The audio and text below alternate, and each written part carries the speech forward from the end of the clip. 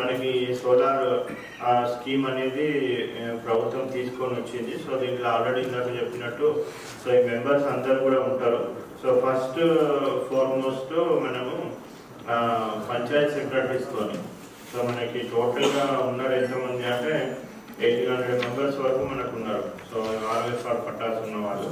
So already మనం ఇంతకుముందు ROFR pattas ఆన్లైన్లో ఇచ్చినాం.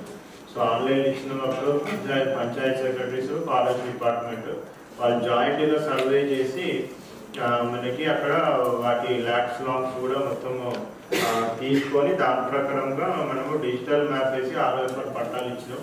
ఆర్ఓఎఫ్ఆర్ పట్టాస్ ఉంటాయి.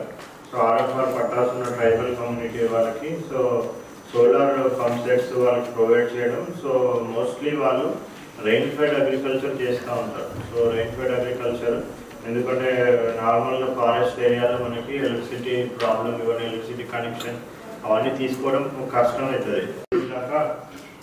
సో ఎంతమందికి అయితే వస్తుందని మనకి ఒక ఐడియా వచ్చినాక 1800 మెంబర్స్ దాన్ని మళ్ళీ మనము డిస్ట్రిక్ట్ ఇన్ఛార్జ్ మినిస్టర్ అప్రూవల్తోని మనము ఆ శాంక్షన్ చేయడం జరుగుతుంది.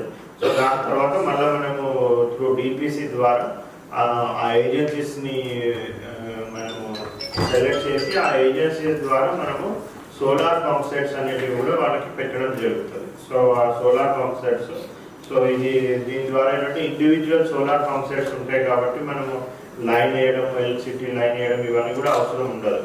సో ఆ విధంగా మనం చేయాలి.